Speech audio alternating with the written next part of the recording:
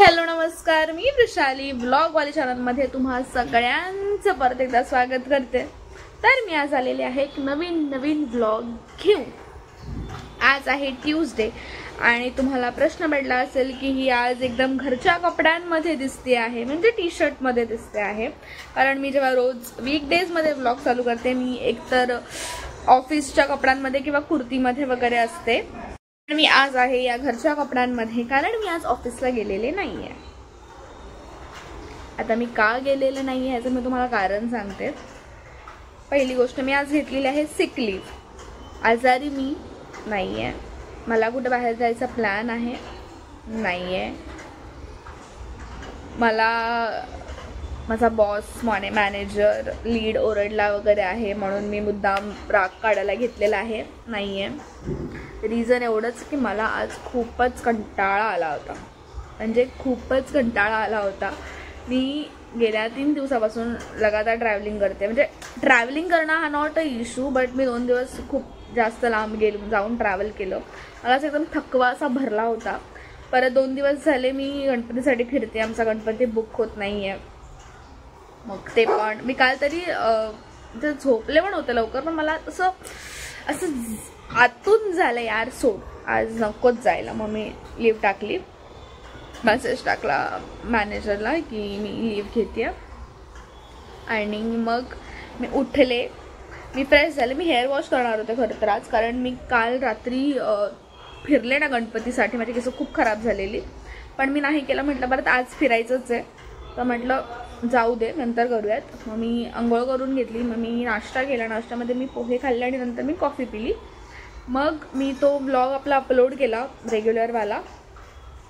आणि मग काल आम्ही जे गणपती बघितले त्याच्याबद्दल मला एक गणपती फार आवडला होता, तर मग त्याला कॉल केला आणि मग त्याला बोलत होते की बाजूला ठेव मी आज येते म्हणून, तर तो बोलतो मी बुकच करतो वगैरे। मग त्याला मी बार्गनिंग करत होते की कमी कर, तर त्याची प्राईस त्याने मला सांगितली 6000, मी त्याला बोलतीये 4500। तर मध्येच माझं झालं की ठीक आहे चल 5000, पण तो तयारच नाही आहे। मग मी बोलले 4.5च बोल त्याला। तर 2 दिवस त्याने फोन वगैरे केला पण काही झालंच नाही। मग असं आहे की ठीक आहे, जर रात्रीपर्यंत त्याने फोन केला आणि जर 4.5ला तो मांडला तर ठीक आहे। त्याला मी पण बोलले की तू 4.5 कर, मी तुला आत्ता म्हटलं ॲडव्हान्स पाठवते जीपेला, पण तो म्हणतो परवडतच नाही वगैरे। आणि आय बिलीव्ह जो गणपती तुमच्या घरात येणं अपेक्षित असतं ना तोच येतो, म्हणजे तोच येतो। कितीही तुम्ही गणपती बघा, तुम्ही किती महाग बघा, स्वस्तात बघा, मोठे बघा, लहान बघा, वेगवेगळ्या प्रकारचे बघा, पण जो तुम्हाला आवडतो आणि ज्या गणपती तुमच्या घरात यायचं असतं ना तोच येणार।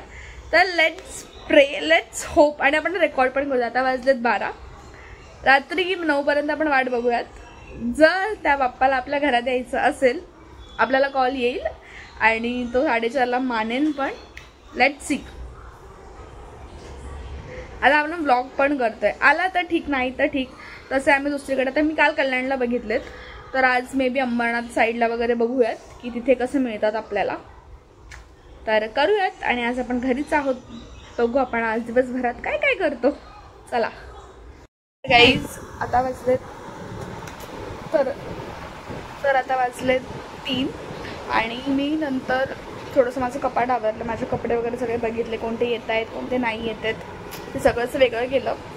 मग मी लादी पुसून घेतली आणि मी आता जेवते। तर जेवणात आपल्याकडे आहे आज गवारीची भाजी, चपाती आणि इथे थोडासा शिरा आहे जो काल केला होता। तर मग आता मी जेवण करून घेते, त्याच्यानंतर आम्ही जाऊ परत गणपती बघायला। तर चला, मी जेवण केल्यानंतर आम्हाला जायचं होतं गणपती बघायला, पण फक्त माझ्या भावाच्या आळशीपणामुळे आम्ही गेलो नाही। तर जस्ट मी आता आले आहे घरी, फेस वॉश केला आहे आणि मी आता जेवून घेते। जेवणाला आपल्याकडे आहे आज कांद्याची पात आणि भाकर। तर मी जेवून घेते आणि मग आपण एकदम आरामात सगळं बोलूयात, तुम्हाला सांगते काय काय झालेलं आहे, ठीक आहे। चला हाय गाईज, तर आता मी तुम्हाला सगळं एक्सप्लेन करते। तर जसं तुम्ही मगाशी याच्यामध्ये बघितलं, केस माझी खूपच खराब झाली आहेत, पण ठीक आहे। तर मी आणि आज भाऊ झोपून गेलो, 7 वाजता आम्ही मग मम्मी पप्पांचा खूप सारा असा ओरडा खाऊन उठलो आणि मग आम्ही ठरवलं की आपण जाऊयात गणपती बघायला. मग आम्ही गेलो. आता उल्हासनगर, विठ्ठलवाडी, कल्याण तर ऑलरेडी झालं होतं. मग आम्ही म्हटलं थोडंसं पुढे गेलं ठाकूरली. मग तिथे माझी आत्या राहते, तर आम्ही आत्याच्या मुलाला फोन केला की खाली ये, भेटून जाऊयात. तो बोला तुम्हीच घरी या. मग तिथे गेलो घरी. मग तिथे आम्ही 20 मिनटं थांबलो. मग म्हटलं नको जास्त थांबायला, कारण की आपलं गणपती बुक करायचा. मग निघालो आणि मग डोंबिवली स्टेशनच्या आसपास, आता मला एक्झॅक्टली तो एरिया वगैरे नाही माहिती, तर तिथे जी पण दुकानं होती ती बघत होतो आम्ही. तर तिथे एक दुकानात गेलो, तर तिथे ना बाहेर शोकेस करायला ठेवलेला होता गणपती. तो गणपती मला आवडला, पण मग तो ऑलरेडी बुक्ड होता. मी त्याला विचारलं की याच्यामध्ये वेगळा काही आहे का, लहान मोठी साईज असेल किंवा येतील का वगैरे. तो म्हणाला नाही आहे, एकच आहे तो. मग तो म्हणाला बाकीच्या आतमध्ये पण आहेत, 1.5-2 पर्यंत तुम्ही बघू शकता.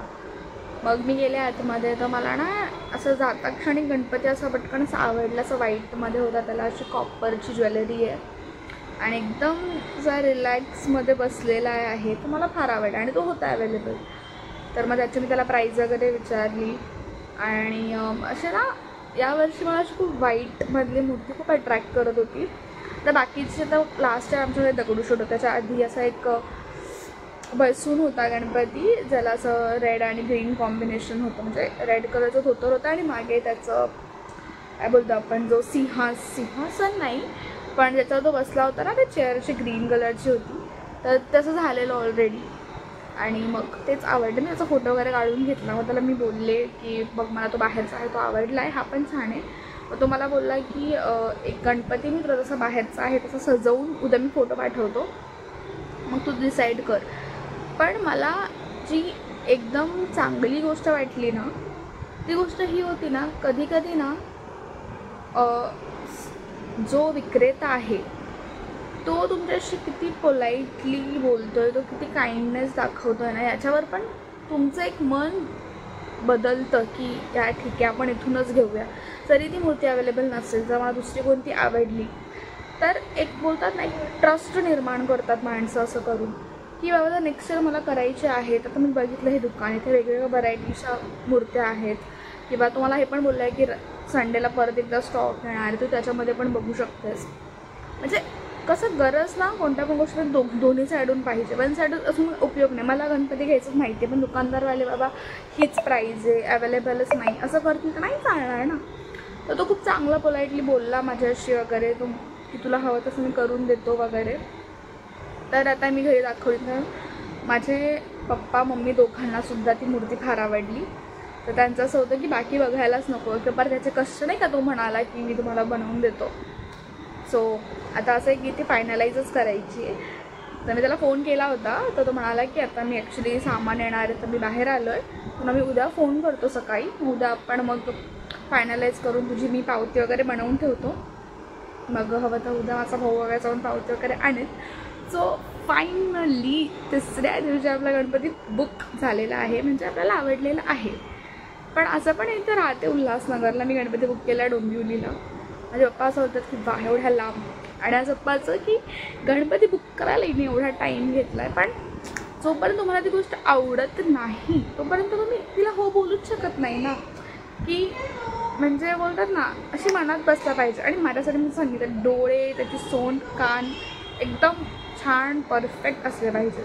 त्याच्यामध्ये आपण कॉम्प्रोमाइज नाही करू शकत, कारण की बाप्पाकडे बघून मला वाटलं पाहिजे की हा बाप्पा मला बघतोय, याचं माझ्याकडे लक्ष आहे, हा माझ्यासोबत आहे, ती फिलिंग पाहिजे ना यार.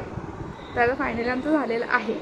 आता बरीचशी कामं आहेत, आम्हाला गौऱ्यांसाठी साड्या घ्यायच्या आहेत, प्लस अजून काय आहे, हां डेकोरेशन वगैरे डिसाईड करायचं. आता वाईट आहे त्याच्यामुळे डेकोरेशन थोडंसं वेगळं ठेवायला लागेल, अट्रॅक्टिव्ह ठेवावं लागेल, जेणेकरून गणपती आणि डेकोरेशन दोन्ही पण उठून दिसतील.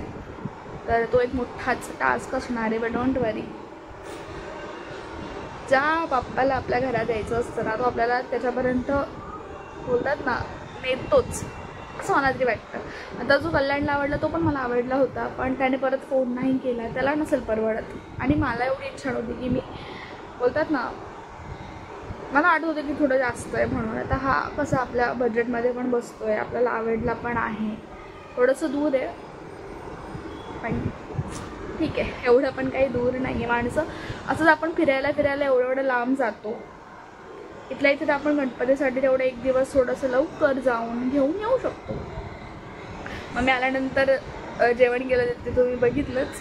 तर मी दूध आणलं, दूध पिणार आणि आपला दिवस इथेच संपलेला आहे. आणि आपला फायनली गणपती बुक झालेला आहे. म्हणजे झालं. आज माझी जिम मिस झाली बरं का. मला जिम मिस नाही करायची, जिम मिस होत जाते ना, मला असं राग येतो ना. आता मग 3रा दिवस आहे. सॅटर्डे संडे मिस झालं. मी काल गेले, आज नाही गेले. आता मी पुढे 4 दिवस जाईल, पण सॅटर्डे संडे मिस होणार आहे. पण ठीक आहे, आता काय करू नाही शकत. झालं आहे तर झालं. पण आपला गणपती झालेला आहे. So I am very happy झालं आहे. तर या ब्लॉगसाठी एवढंच. जर तुम्हाला माझे ब्लॉग्स आवडत असेल तर नक्की लाईक कमेंट आणि शेअर करा. चॅनलला सबस्क्राईब देखील करा. उद्या परत भेटूयात आपण नवीन एका ब्लॉगमध्ये. तोपर्यंत बाय बाय.